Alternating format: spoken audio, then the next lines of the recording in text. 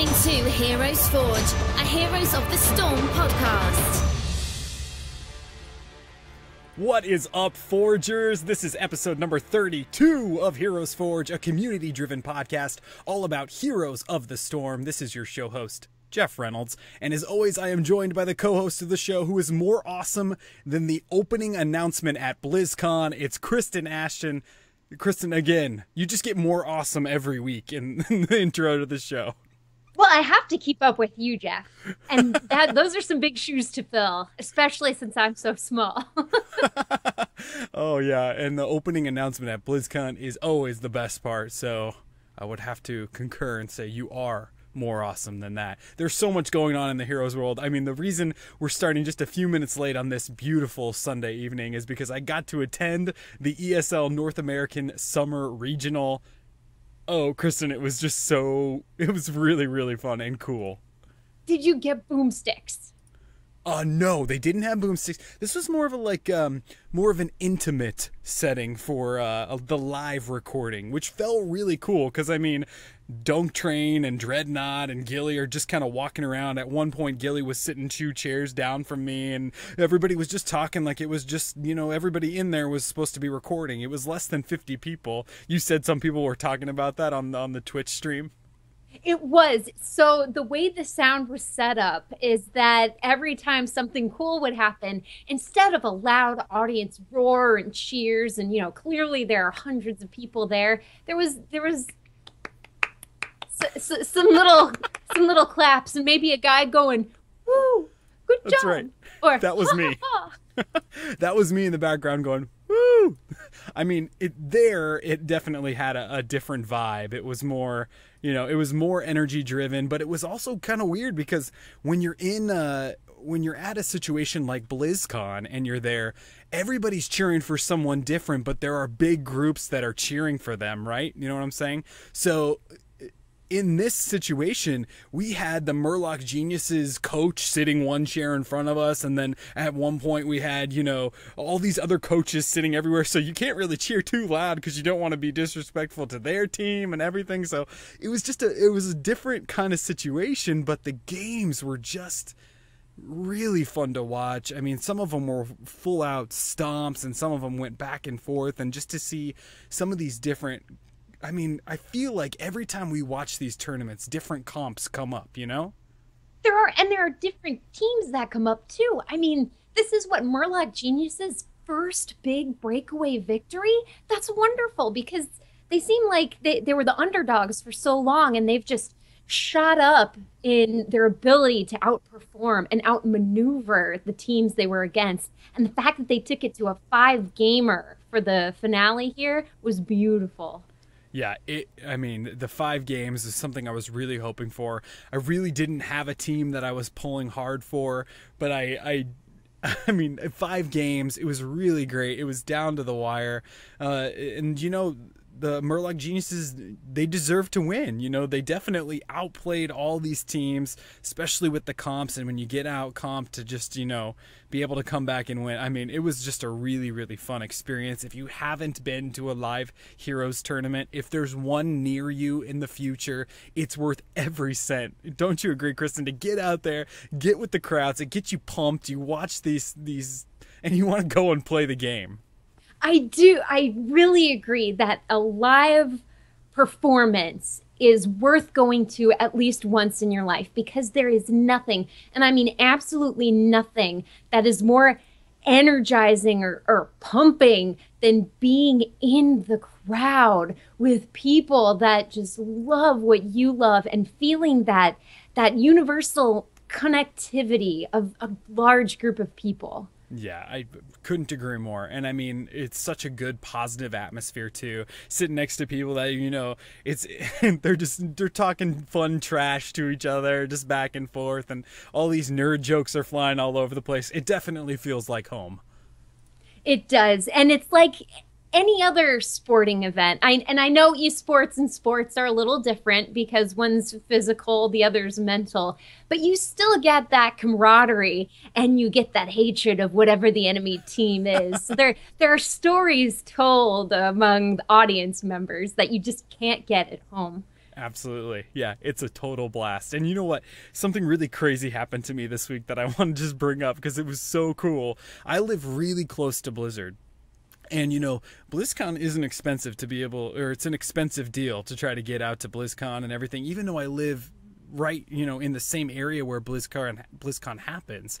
It's still expensive. So, you know, tipping my cap to everyone that travels across the country to be able to get here, it is worth it to do it, but I know it's not easy. So I decided, you know what, to kind of help out with my BlizzCon fund, I think I'll start driving for a rideshare company, right? So I decided to do it and just do it for a few hours every other night just to kind of make a little bit of spending money for when BlizzCon does come up. And the first person I picked up one night, I drive over to Blizzard, and it was Dreadnought. That's amazing. One of the casters, he got in the car, and he's in the car, and he says, hey. And I was like, hey, how are you? And instantly, before I picked him up, I even knew that I was gonna, you know, that I recognized him. I was like, no way. So he gets in the car. I said, what's up, man? I said, are you working at Blizzard? He's like, yeah, I'm working at Blizzard. I'm like, you Dreadnought, right? And he's like, no way, you recognize me? I thought, yeah, that's really cool. And so we chatted back and forth. Super cool guy, super awesome. And then I saw him today again at the tournament and just said hi to him. And he said, hey, man, I remember you. And that was really cool. So I just thought that was a mind-blowing cosmos just coming together. And I told him about this show and everything. And he was really, really, really cool guy. That's wonderful. So did you guys talk strategy? I think you had mentioned a 2-tank meta came up. Yeah, he was talking about how there's this 2-tank meta and everything, and you know, he's telling me all this strategy, and you know, he's a plethora of knowledge. He's like a stack of Heroes of the Storm books just waiting to be read that want to read themselves to you, right? And he's going through all this stuff, and he's telling me about this 2-tank meta, and he's going through it, and I said, dude, I play in the Bronze Leagues. I got to play with the 5-idiot meta down here in the Bronze Leagues. He laughed, and it's funny to be able to poke fun at ourselves in the Bronze League, even though I know lots of us down in here are able to, you know, really play the game and have a super understanding of it, and it stinks to be stuck down here, but still it's fun to poke fun at ourselves. But he thought that was funny, and we forged on and we talked about a whole bunch of stuff. He's just a really cool guy. Fantastic. I don't think that could have happened to a better person. I know. And then somebody tweeted out that he made my day, and I was like, that's an understatement. He totally did. And I know there's a lot of cool things that are going to make my day coming up in the future, like this Tuesday, new hero for the Nexus. We do. Ariel is coming out, and she looks very, very interesting because she does not have a mana pool. Yeah. She doesn't have a mana pool. She's got some different kinds of abilities that we think are related to supports, you know, different than what we would normally think a support would be. So, I mean, I'm really interested. Haven't played her in the PTR. Have you had a chance to? No, I've only watched what Kyle has done with her so far. And I've heard that she's great to snowball with. Not so much if you're falling behind. But again, maybe it's just the new day still figuring her out, because that's the same with any hero I know when I try them for the first time. If we're winning, oh yeah, 3 levels ahead, I'm a god. But as soon as we're 1 level behind, I'll just stay in the base. It'll be better for everybody. Yeah, I feel that way too. As a main support player, I love playing supports in the game. I don't know why, but I do. So I'm really curious to try it out and see how it feels for me. At the very beginning, when Lieutenant Morales came out, I was down. I loved Lieutenant Morales. I just really felt it. I felt like it was a good way to learn positioning for myself and a good way for me to be able to heal continuously with not having to do a whole lot. It was when I first started playing the game. So when she came out, I loved her, but everybody was hating on her. So I'm just really curious because I hear a ton of mixed stuff about Ariel on Tuesday. I really want to try it out and see where it goes. And in the end, it'll just depend on the person, right? Because Absolutely. Some of us really like certain heroes. Sometimes we don't. And that's okay. There's nothing wrong with liking a hero. It's all opinion after all. Absolutely. And when people are in chat and they're talking, who should I pick? Who should I pick? Don't pick that person. I just say, pick whoever you feel comfortable and you think you can win with. Because in this league, if you feel like you can win, that's half the battle. Yeah, if you feel like you can carry the game for your team, go for it. By all means, we have seen weird things come out on top and victorious. So do not underestimate the power of a wonky strategy. Absolutely. And there were some wonky strategies even today in the tournament. I mean, there was some crazy stuff going on. So it can happen anywhere is what we're saying. The tournaments or even in quick match, it can happen anywhere. Kristen, that's enough chatting. I think it's definitely time to forge. Let's forge.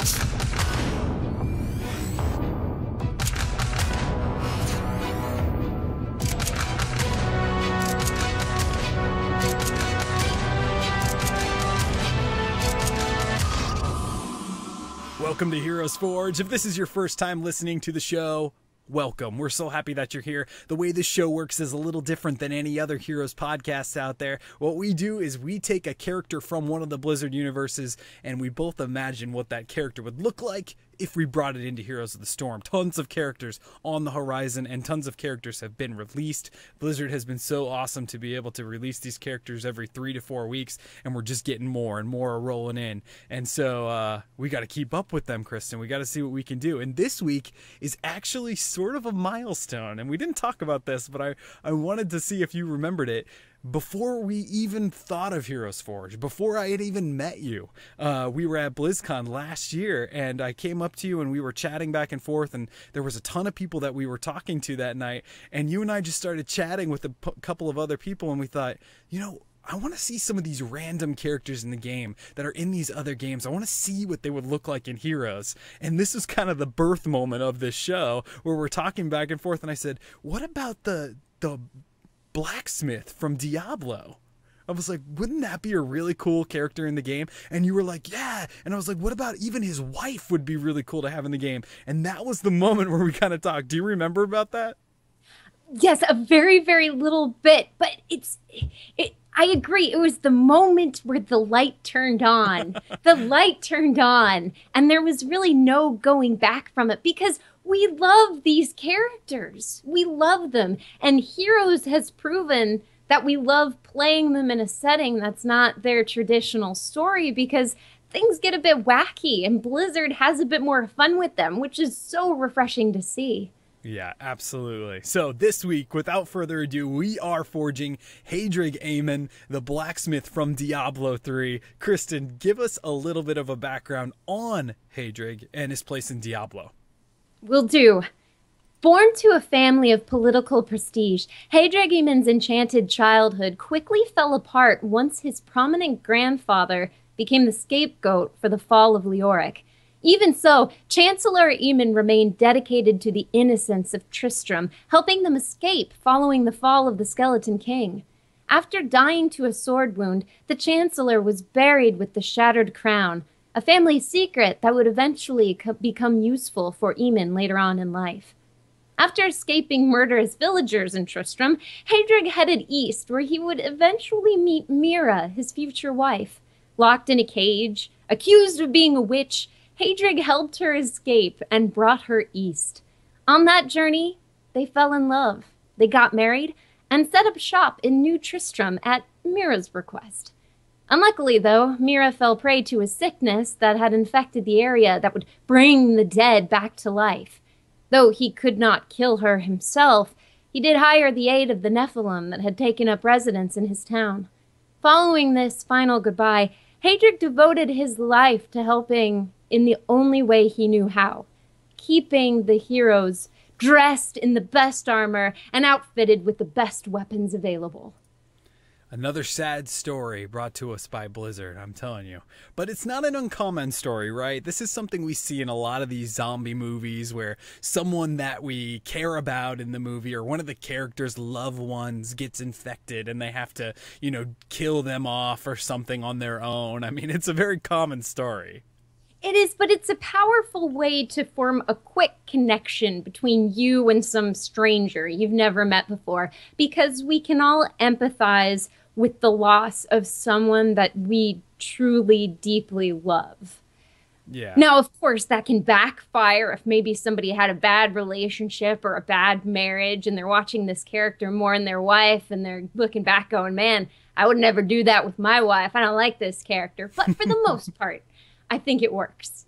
Absolutely. Yeah, it's a weird situation to have to be in, and they play it off really well in Diablo 3. It's in the first act of the game. It's one of the first things that happens in the game. So, I mean, the story moves very quickly with him. You're looking for her, you find her, she turns into a demon, and right after she turns into a demon, he just makes the decision, this is it, we got to do it. Yep, if I'm going to take vengeance for what caused this, which was the Skeleton King who had ruined his family before, he's got to put his money where his mouth is. And luckily, he was one of those characters, I guess he had to be, where he picked himself up by his bootstraps, realized that he wasn't the only one suffering in this position, and then pushed forward because of that. Absolutely, and like you said in the end of your little synopsis there, he sticks through it through the rest of the battles, and he is your blacksmith, which is a really cool concept to try to bring to Heroes of the Storm, and I'm excited to see how you did it, Kristen, and I have some ideas myself. So let's get right into the forging. The first thing we're going to talk about is the character's role classification in the game. Kristen, what did you go with for Haedrig? I'm going with a support. All right. I think great minds moment over here, because I went with a support too. I think that a lot of people would think that. I was teetering at the very beginning with specialist, because I had some ideas that could help in the specialist way, which maybe I'll share as we get further in. But did you just think support straight off the bat? Sort of. I was going with specialist as well, because if we build him so that he ended up helping more than just the heroes, wouldn't that technically be specialist as well? Yeah. It's a gray area here. I think it's like a slash moment. There are going to be some slash moments where it's slash specialist, I think, especially in my build. But yeah, I'm glad we both did support, because I think it's mainly going to focus on that, especially in mine. So I'll get us started. So the trait over on my side for Haedrig is just called blacksmith. So Haedrig Eamon and all the blacksmiths in all the games never get enough credit for all they do for the adventurers in this gaming world. Always repairing equipment, selling new items, and working continuously to make sure the player is geared and ready to go. When a friendly player is near Eamon, they have an additional button mapped to their one key. When this player selects the ability, a menu will pop up on their screen and allow them to pick a buff that they want to gain for a short amount of time. The buffs available are chosen by the Eamon player with specific talent when specific talents are selected, but include the following at the start: forging armor, which will add armor to your character, or forging weapon, which will add additional attack power to your character. So again, we're going with the buff yourself. I'm done healing you guys. I think we love this idea. We got our resurrection. We got our fear. Now we want people to take responsibility for healing themselves. Yeah, absolutely. This is another moment where I'm thinking this is what we can do to change supports or make them a little bit different in the game. Again, we talk about this, the last couple weeks, where we want to put the power in other players' hands. So if you're near Haedrig and you're on the battlefield and you want a buff, all you have to do is you have to be in a big area. I'm thinking like a big AoE circle that kind of surrounds, and you can see when you're inside this area because the button that's mapped on one will illuminate to let you know that you're able to use it, and you can choose whether you want more attack power or more armor. And I'm thinking that this ability would only last for a certain amount of time, and if you use it, it would go on a cooldown for yourself, and maybe it would go on a cooldown for everyone, right? Because that would be a fair kind of thing. And when you use a heal on a specific character, it would go on a cooldown on, let's say Lily's kit. The heal goes on a cooldown so nobody else can get it. So maybe if someone picks Forge Armor off of this ability, it goes on a cooldown and everyone can see when the next time they can pick it. Maybe that would cause a little bit of in-team fighting.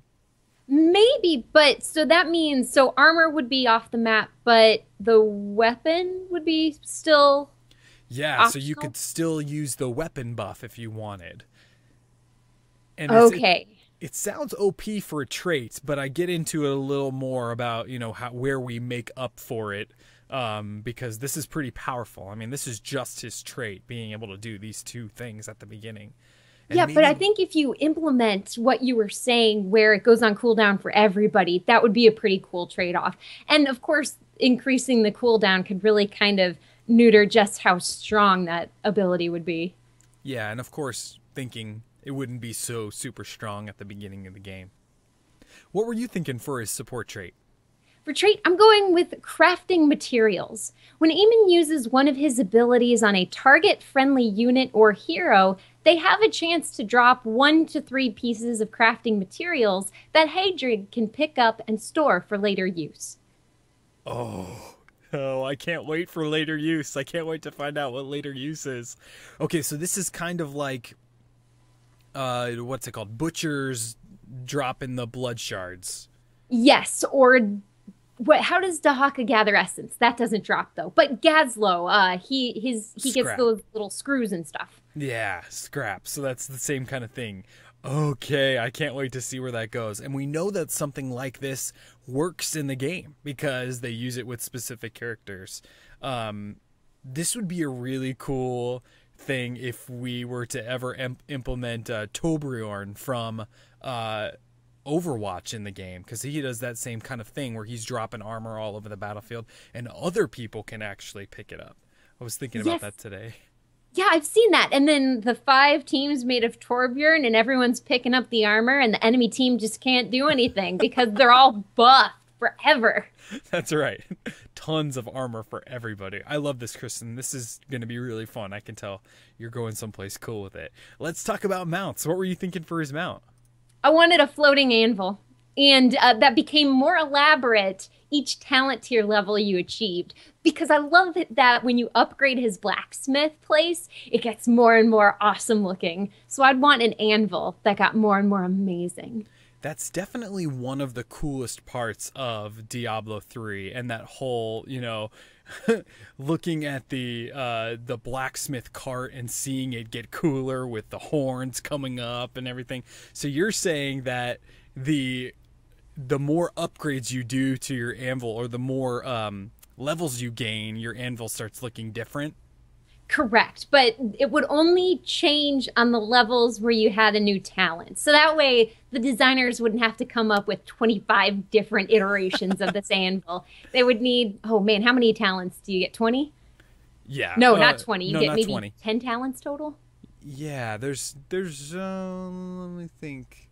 Yeah, somewhere around there. So it would have a cool animation, right, when it leveled up. It would, like, as you leveled up, maybe if you were riding it and you leveled up, it would have that whole, like the ding animation. Exactly, with the gold light.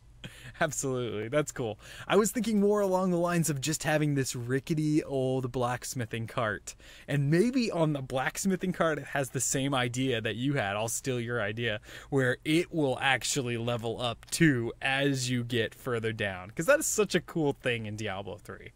It really makes you feel like you're outfitting your town. And even though you can't really control how it's outfitted, it is a really cool visual reward for putting points into that specific area. Absolutely. Yeah, I love it. Very cool. 2 similar great ideas. Very, very neat. Okay, cool. Let's get into some basic abilities here. Let's start talking about Qs. Kristen, let's hear what your first basic ability is. For this one, it would be called Repair, and Haedrig would focus on one friendly unit or hero, and he would work swiftly to keep them healthy during the battle. The more crafting materials he has, the faster this happens, and the bigger these repair heals are. Oh, okay, very cool. So what are you thinking the animation is? Like, how close do you have to be? What do you see when this is happening? I think, hilariously, I think he would be on the hero or the unit, and he'd have his little hammer hammering away, and he'd kind of move to the arms and then to the legs, and he'd just be kind of all over this person for a brief period of time, but would do a significant amount of heal. And then he'd be done with that short cooldown, he could move on to the next person. And kind of like a Morales beam, except a melee range. Yes. Yeah, that's a great idea. So correct me if I'm wrong. I'm thinking back to Diablo Blacksmith here. And like I said, blacksmiths don't get the best rap. I mean, well, they don't get a bad rap. They just don't get a lot of support, or there's no forums out there that say support Haedrig Eamon. But what I'm saying is that in the game, he sells all different kinds of armor, right? So you can go in there, you can forge different types. It's not like World of Warcraft where you have to go to a leather merchant to get leather stuff, and you don't have to go to a plate merchant to get plate material. So this makes sense, your ability does, because he could jump over to Lily or whatever and do his deal there and help, do that deal, and then run over to, maybe Sonya, who's got a full-on different set of armor, right? Exactly. And I like the fact, too, that Haedrig, like you said, works with everything. So he would legitimately be able to repair any type of armor, be it Protoss or Sonya Barbarian armor. I know. He's going to start getting some credit. Seriously. He's got to start getting some credit. Over on my build, I needed Haedrig to have some sort of damage attack, so I decided to put this on Q, and I'm calling it Fire Poker. So all these images of blacksmiths run through my mind, and what blacksmiths, how they work and what they work with and all their materials. So that's kind of where I came up with some of my ideas. So I'm imagining that Haedrig pulls out a fire poker that's got that really hot, nobody ever wants to touch it, one of the scariest images out there, and he pulls out this fire poker and, kind of in the spirit of the Olympics, javelins this fire poker at the enemy. I wanted him to have a ranged attack, so he just throws it, and it hits him for a good amount of damage. So it's a skill shot, nothing super crazy, but just a skill shot. Now, would it pin them to the ground for a little bit? Like it would land on their foot and they do, have you seen Ace Ventura, When Yes. Nature Calls? Yeah, when the spear lands in his leg and he just stands there screaming at the one leg, then at the other leg. I wasn't thinking that. I was going kind of down the road where maybe you might be able to spec into it to where it would start the ground on fire or something, like around it. Like if you missed, it would hit and have a tiny little AoE circle that would burn in a little circle for a short amount of time and do some damage. Maybe you could spec into that. Maybe it could just be from the start. That is a really cool idea. So even if you don't hit directly, you're still getting value from the ability because it would affect the ground around the enemy. That is really cool. Yeah, and I'm thinking that would be his only damage dealing ability. So if it did a little couple extra things to it, I mean, there are some basics out there that do a little extra stuff. I mean, even if you think about Morales' grenade, it does damage and it has push. Or, a lot of these abilities do more than one thing. So maybe this would be the one that you would throw the poker, it would land and do a little tiny bit of AoE burn damage, and that area would just burn for a short amount of time. And that's great to have on a healer because then you make them a bit more strategic than they would have been otherwise. Yeah, so that's my first basic. My second basic is a little different. I'm calling this one Bellow. So Haedrig pulls out a blacksmith's bellow, one of those things that they use to kind of not stoke a fire, but bring life to a fire. It's you squeeze it like, and it pulls air out. He pulls out a bellow, and he can use it to push a player or players in a short, focused direction. At the start of the game, the ability can only be used once per activation, but can be talented into later to do more consecutive pushes. So think of a mighty gust and think of not so mighty, like the not so mighty gust, where you can kind of push players in certain directions, short directions, and just kind of, change the tide of battle. So more of a bothersome breeze? Changing the name as we speak to Bothersome Breeze, not Mighty Gust. And yeah, I didn't want it to be too heroic, but I wanted it to feel like a push. And like I talked about before, these heroes, like the Morales grenade, you launch it out and it pushes people around. And I actually have to give credit to my good friend Ben, who helped me come up with this idea. He's like, how about the bellow? That'd be really cool. And then we kind of forged on for there. So thank you, Ben. It's a great mediocre breeze, not a mighty gust. Now, okay, so we've got a bellows, and bellows are pretty big. So would he be using two hands, or would it be on the ground and he'd have to physically push it with both hands from the top? I'm picturing he just pulls it out and he just pushes it, and it with both hands, pushes it with both hands, and it kind of sends a small gust towards the enemy. And you can see that it's coming. Maybe it has like a channeled second, so you can kind of step out of the way so that you don't get hit by it if you wanted to try. But for the most part, I'm thinking that it's just two hands coming out and pushing it. Yeah, and we all know how powerful the changing of position on a battlefield can be when a hero does not want to be repositioned. Yeah, and I saw that today in the championships. I mean, Mighty Gust has taken every fall stat, and fall stat is in a lot of games, and it's so inspiring to watch these guys use it. Mighty Gust, Sundering, all these abilities that are game-changing if you hit it right, and for the most part, they hit it right, and it's just crazy to watch because you don't see that where I'm at in my leagues. All right, Kristen, hit us with your second basic ability. The second one is called Salvage, and this one, Haedrig throws his hammer at an enemy, and this hammer deals extra damage and also knocks off crafting material he can then go and pick up later. Love it. Salvage is something that I was sitting there and we were forging this, and I thought, oh, I gotta get salvage in the game because it's so important in Diablo. You are constantly salvaging, right? All the time, everything I don't need gets salvaged because, you know, I don't want to hold on to stuff I'm not going to use unless it's a butcher cleaver. I'll hold on to that. But everything else, I can have materials I can then use to make cooler things later on. Yeah, and especially with the seasons and everything. I mean, salvaging is huge in Diablo. This is such a great way to do it. So you're adding more to your trait, which we don't know fully about yet what's going on. You're just building stacks and stacks and stacks of this crafting material.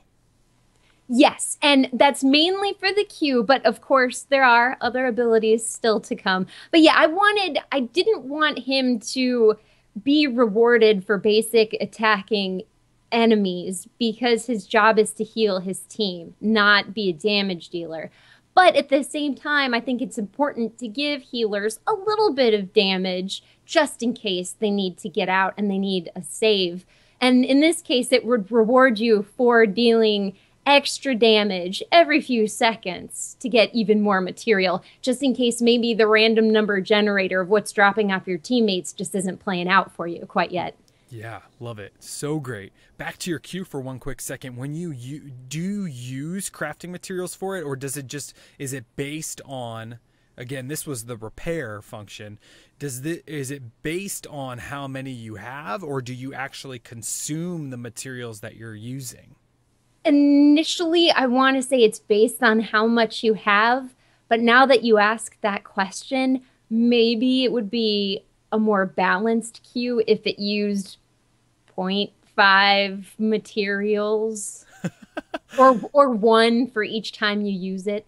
Well, I think it'll depend on your third basic. So let's hear what your third basic is, and then we can see if it might be good to use those materials.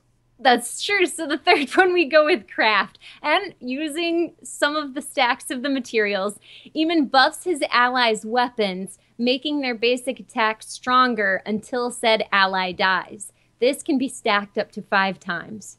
Whoa. Okay.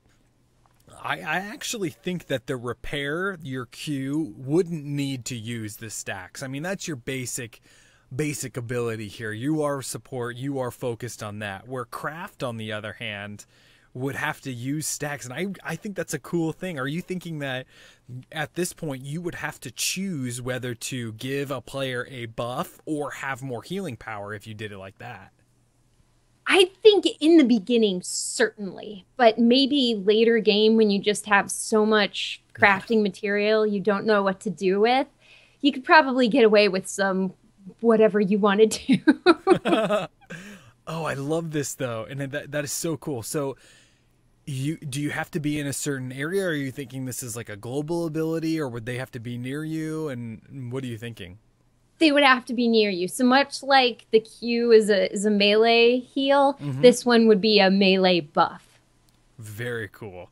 So it stacks until they die, so it doesn't have a timer. Correct, which I really, really like. So the balance then would come in with how many bits of crafting materials would you need to get to the next tier of this 5-stack potential? Wow, that's really cool. And the crafting plays into the lore. I mean, over here you've got a support character that is really focused on getting stacks, repairing people, and also giving them buffs for damage, which speaks so well to what the blacksmith does in so many games. You know, you go to repair your stuff, you go to get better weapons, you go to get better gear, unless you just go to the auction house and spend 1,000,000 gold. And I mean, that's why I'm saying they don't get the best rap. Blacksmiths don't. Over on my side, the E, or the third basic ability, I'm calling training. And this is actually going to be a passive basic. This passive ability allows the Haedrig player to gain experience stacks that eventually level up the forge abilities that are associated with his trait.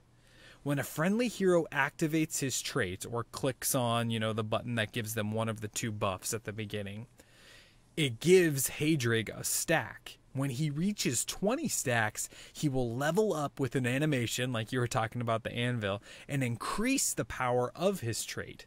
If he dies, he will lose all of the stacks that he has, but not the levels that he has gained. So you could be on 19 stacks of this ability. Somebody has come up to you and they've buffed themselves 19 times, and then you get hit and you get taken out, you start back at stack 1. But if you level up to 20 and you start back and you're on stack 5, you won't lose that level that you gained of having a more powerful armor to give out or a more powerful weapon to give out. And that works great because I guess story-wise or lore-wise, if we want to argue that's awesome and really, really works, is because you've learned the thing. So just because you die doesn't mean you learned the thing. It just means you lost the materials. Right. So I really, really like that if you get it leveled up, you are rewarded. You get to keep the fact that you made it that far and you invested that soundly. But if you die, you do still get punished in a way. Yeah, so that's why I didn't want him to have, again, back to, it's just so cool when you level up those characters, the jewel crafter, and you can see the pictures of these camps when they get leveled up. They just look really, really cool. So it's a cool thing that I wanted to implement, and I wanted him to have a passive because I don't want him to be super OP, and that's what I came up with. It fits perfectly. That leveling up you have to have with these NPC Diablo characters, right? That you actually spend time to level up, because it's just a part of the game. You have to look for materials. You have to get enough gold and materials, and you can finally get them to the point where they can craft you that one thing you've had your eye on since the beginning. Absolutely. There's so much of that goes on. And then in Diablo especially, I mean, you have to keep leveling these guys up all the times you play the game over and over and over, right? You do. The leveling never stops, which is a really interesting part of Diablo, because with so many games, there's a cap.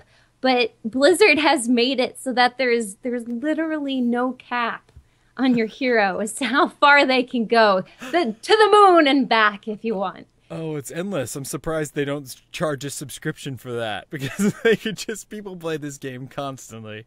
Oh, those are some really awesome basic abilities. I mean, these builds are just awesome. I can't wait to hear the best parts, which are coming up. But before we get to the best parts, I really want to take a second and thank our patrons over at patreon.com/HeroesForge. We couldn't do it without you. Thank you so much for being here and for supporting the show. If you would like to support the show and you like the show, head on over there and see what you can do. We have a whole bunch of different Patreon goals that we're getting closer to. We want to start forging battlegrounds. We want to start talking about other things in the game and giving you guys more power to choose who we forge on the show.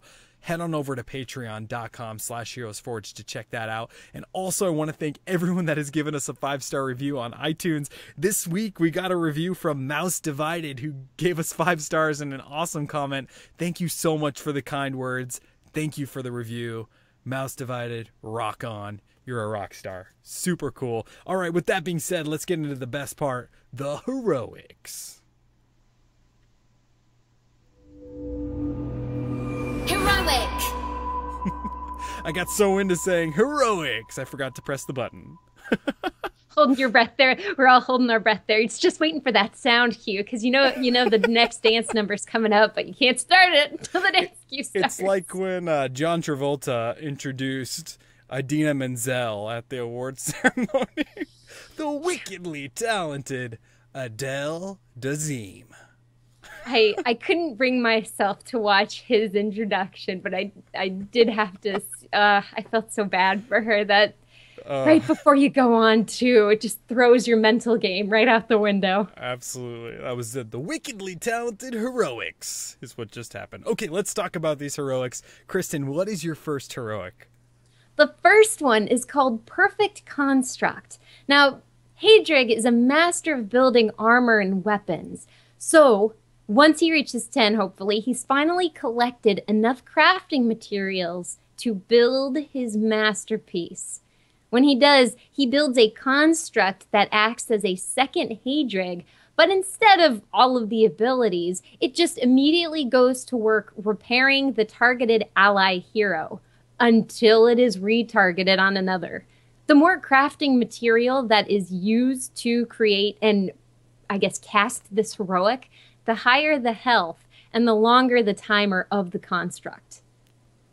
Okay, I'm seeing where we're starting to consume some of these crafting materials. Yes, because if you do that, I like to believe that for the hoarders of the collectibles, you would be rewarded in some way. And what's a better reward than getting to use it for one of the heroics? Yeah, absolutely. So this is a healing heroic or a support heroic. They're just going to work on this character, right? They're buffing him up. Correct. It would basically be a little machine Haedrig that is forever using Q on a hero until it's retargeted onto another friendly hero.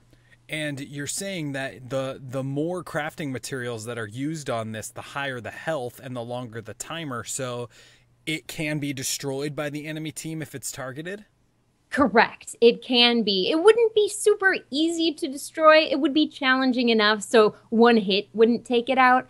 But, you know, it's got to be able to be destroyed if we want to be fair, because that would be 2 healers on one team, and that would be infuriating to work against. Absolutely, but there are some healer abilities in there that are pretty infuriating. So I think this would work. I mean, I really like the ability that again, I love stuff that gives people or forces people to make tough choices. So they're gonna have to choose one of the healers to target at this point. And I'm assuming it would have a different look than the actual Haedrig tune. It would. I would imagine it's kind of this rusty little robot. Maybe he's got some steam coming out of little vents along the back, but he's got his own little hammer, maybe a steel mustache and beard. Absolutely. It's his perfect construct. I love it. Very cool. My heroic number 1 is a tribute to our show. It's called Forge On. And an anvil shows up on the battlefield and Haedrig begins to forge. He can continue to hit the anvil for a short amount of time. With every hit, sparks fly off the anvil and do significant damage to the enemy players that they hit. So this is a damage dealing heroic. That's why I was kind of thinking that this support title doesn't fully support what I'm saying over here, but I'm just picturing I want this really cool anvil to come up and just he takes this hammer and he's just going ching ching and sparks are flying off all the sides and just dealing damage. I love it. So, oh my gosh. Now, would it basically be a giant podium anvil? He couldn't be targeted. He's just going to work on this thing. Yeah, I don't want him to be targeted. I don't want him to be interrupted. I want him to just be there and just I mean, it's so cool when you play Hearthstone. If you play on the Blackrock Mountain board on there, you can actually hit the anvil and it has this animation where the sparks fly off of it. That's what I'm picturing this looks like. Just the sparks flying off of it, and maybe he says something about his wife or something. I want it to be really dark. I want it to be like him just going to town on this thing and sparks flying everywhere. Ooh, now, would he have something he's crafting on top of this, or would he just be having at the anvil? I'm picturing that he just has anger problems. I mean, because think about it. Think about the game. And this is a little bit of a tangent. But his wife, I mean, he's forced to take care of his wife and, you know, basically kill her or what she dies, but kill what she has become with the Nephilim as they fight. And then he just heads right back to town and he's like, it's really sad what just happened, but here's some armor and I'm going to follow you around. I'm like, no, man, you're suppressing this anger. Come over to the Nexus, use this heroic, forge on, and get this anger out. He's not forging anything in here. He's got this anvil. He's just hitting it. So basically an extended therapy session. Absolutely. Yes. 2 thumbs up, man. 2 thumbs up for Forge On. My second heroic I'm calling Cruel Mistress, which actually lives in the same sort of thought process. This heroic adds an additional buff for a selection to Eamon's trait. So you're picturing that you can press 1 and choose either armor or weapons. This is going to add another one. This trait is an additional buff for a friendly hero, and anyone that selects it. It'll allow the player to transform into Mira, who is Eamon's wife. And this is the form of her that is not so friendly, the demon zombie form. She only has one ability, which is basically like bile or vomit, and it does a large amount of damage to the enemy. She cannot be damaged while on the battlefield. So if you decide to take this, and it goes on cooldown for everyone if you do take it, and you turn into Mira, you can't be damaged, but when the timer expires, you will die. So you will die and go on your death timer for your character. And if it's a character that has a shortened death timer, they go on a full death timer. So you're not thinking about comboing this with Murky, so you can just take it as Murky and then go in and die and come back and die and come back. So it'll be super powerful, but you've got to make the decision that when this timer ends, bye-bye. Bye. Oh, man. Oh. Geez, so you're really going with a build that's forcing team camaraderie? Is that such a thing in Heroes of the Storm? I like it. I really like it because it would really force some cool critical thinking on the battlefield. Oh, I think it takes a lot of knowledge of the Haedrig player, and that's something that my friend Ben was really talking and concerned about when we were building this. Is he's thinking, you know, this requires the other players in the game to really know that hero really well. And maybe that is a downside. There are some heroes in the game, like I brought up Medivh when I was chatting with him. Like, you have to know how Medivh's kit works, how the portals work, how the protection works. This takes it to a new level, but it is a little bit like that. Yeah, and I mean, Medivh's not the only one, right? Tyrael, for instance, they can build it so that when they explode, friendly units get a shield in that explosion. However, not many people know that, so they'll run away from the dead Tyrael instead of stand there, get the shield, and keep going for a little bit longer. Now, with this one, it's not able to be activated all the time starting at 10, right? You have to activate it, and then your team has to then decide who takes it. Right, so starting at 10, you're either going to choose the Forge On heroic or the Cruel Mistress. If you choose Cruel Mistress and a player comes up to you and uses their one ability, which allows them to choose off of your trait, they will have an additional choice. Now, that additional choice can be chosen, and if it is chosen, it goes unavailable for the other players to choose it.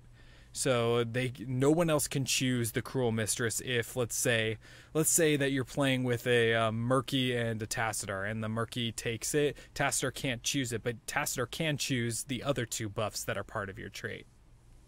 Okay, gotcha. Now, this isn't permanently then linked to Murky, correct? No. It's only linked to him when he's using it and when he's used it. But once it refreshes off of the cooldown, anyone on the team can use it. So, for example, with Murky, you would have 2 heroics at that point. Haedrig would have none, but you would have 2. So you could go in, octo-grab, then use your Cruel Mistress. You use your Cruel Mistress, start throwing up all over this character, but then you're choosing that when this Cruel Mistress is over, I'm going to die.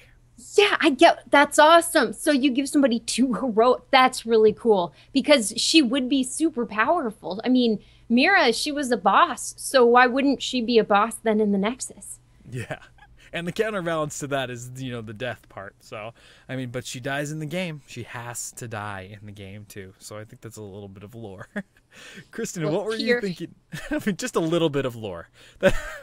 I'll take whatever I can get. So she has to die. There's a whole lot of characters in the game that have to die, and she's one of them. Tier. What were you thinking for your second heroic ability? For this second one, I'm going with something called Turn Back Time. In the business of breaking down items into their component parts, Eamon uses this ability in a slightly different way than normal. Now a heroic artisan, he sees how to break down more than just physical items. Eamon can activate this ability, allowing his teammates to change one of their talent choices during a brief window of opportunity. This is global. However, if a teammate chooses not to change one of their talents, they are then bestowed a blessing from the high heavens, a blessing that gives them faster health regeneration until their next death. Oh, this is cool. This is really neat, because I'm in the game constantly, and I go, oh, crap, I picked the wrong heroic, or, oh, crap, I should have taken this, or I should have taken that. And, oh, to go back and to be, I mean, how many times have you played with something like that that's happened to either you or someone you're playing with? All the time. And it's not just always misclicks either, because there will be points in game when suddenly it dawns on me, oh my goodness, I should have taken X because of Y. Oh dear me, if only. Absolutely. I mean, okay, so you're giving them also the benefit of the doubt here, to where if they did choose the correct heroics through, it will be another healing alt. Yeah, it would just be a passive, faster health regen for them, because I didn't want it to be useless for people that know their talents and know exactly what they're choosing and why they're choosing it, so they feel comfortable, because it's a heroic after all. Why shouldn't everybody benefit from it? Absolutely. I think that's a really cool, unique way of being able to change the game. I mean, imagine if you ended up taking first thing that comes to mind is Leoric, and I've talked about this on the show before, where, if I feel like I'm winning, then I take Burning Rage. If I feel like I'm not winning and I need some help, I take the Spell Shield, right? So let's say that the tides turn in the middle of the game. Well, if your Haedrig gives me that heroic, then I can go, oh, you know what? I'm going to switch over to the other one instead. Just a cool way to change the game. It is. Yes, 100%, because sometimes you don't know how the enemy team is going to build their comp. So it would be so beneficial to see that they've gone one way, and you'd be able to go back and just change one talent to make yourself a bit more useful against what you're up against at 16, which is far different than what you're facing at 5. Gosh, totally different. Imagine if you could go back to 1. Like, imagine if you had Zool and you could go back to 1 and pick that, or Tracer and go back to 1. There's a lot of really cool stuff you can do, and that is heroic. And I don't think that that would be OP. I actually think that that would actually work out. So you're saying they get to choose just one of their talents to repick. So maybe their talent box pops up in the middle of the screen and they can click through the different levels? Exactly. It's not every talent level. It's just one talent. Great. I love it. That's really cool. So if it hits them twice, they can do it again.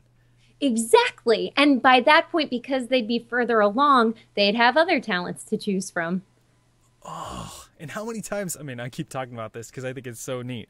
How many times today at the tournament did they say, oh, well, Leoric has not picked his heroic yet because they don't know if he wants to go Skeletal Swing or Entomb? That was a bad example because those, I mean, yeah, anyway.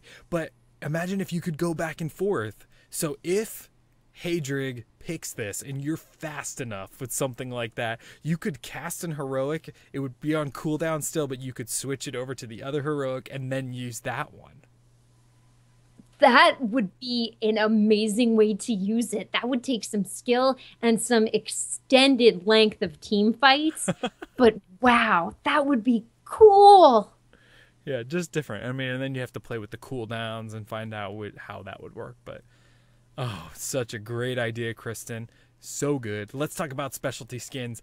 Mine is not super crazy, but I'm thinking he's got to be a zombie hunter. I mean, he's got to have some sort of chainsaw. He's got to have some, because really though, he's a zombie hunter. He's hunting his wife. He's doing all. So I'm picturing Haedrig Eamon, the zombie hunter, who, like in most zombie movies, has to kill a loved one that gets infected. Yes. Now, describe the zombie hunter, because we have so many types, right? We've got some that wear cowboy hats. We've got some that go with a samurai look. I mean, what is the Haedrig you see as a zombie hunter? This is more like, oh, what is his name? I can't think. But it's more like the I'm stuck in a shopping mall and I have jeans and a button-down shirt on, but I carry a chainsaw and I have a pompadour hair zombie hunter kind of look, you know, like I go through and just, it's more of the comedical zombie hunter rather than the, you know, comedical. Is that a word? It is now. Okay, well, we're creating heroes and creating words on HeroesForge. A comical version of a zombie hunter. I like it. Now, then too, when he hurts somebody, would there be hilarious founts of blood that come from the person? Because that would have to add to the comedy there, right? Absolutely. And when he gets hurt, same thing. Maybe there we go. Just when he gets hurt. You know, today, that brings up a really funny point. Today I was looking at this thing that said that the game is rated teen, T for teen, and it says that there's a mild use of blood, but I couldn't think of where any blood was. Can you think of anything? Maybe Butcher? Maybe Butcher's thing is just... He picks up blood drops. Yeah, I couldn't think of it. I thought that was really weird that they would give it a teen rating for that. And then, but there are other things like, you know, mild suggestive theming and language and stuff like that. Tychus and Raynor might not have the cleanest language. So, but yeah, just crossed my mind. What were you thinking for this specialty skin? This one, I'm going with Festus. Now, the lame genius builder god of the Greek pantheon, probably the coolest part about him were the golden robot women he created. Wow, I have not thought about this in forever. That's right. Okay, cool. So you're thinking that his heroic would then be animated to be a robotic woman? Exactly. Like it would his just be masterpiece or perfect construct? Exactly. And then he would definitely look different. He'd be a lot more burly, and maybe he'd have a weird leg and messed up arm or something. But I just love the idea that he would have a construct, and then you could have a skin that plays off of something we know from history that had a construct. Too cool. I love it. And I'm just picturing the model would be really, really awesome. Yeah, maybe he would have lightning or something, magma pooling out from somewhere. Some sort of elemental craziness going on. Yeah, definitely. A man ahead of his times, but definitely uses machines more than any average person would use them. It's perfect for Haedrig. I really, really like it. I mean, these are two really, really awesome, unique builds. I think after all of that, we can say that this hero was forged.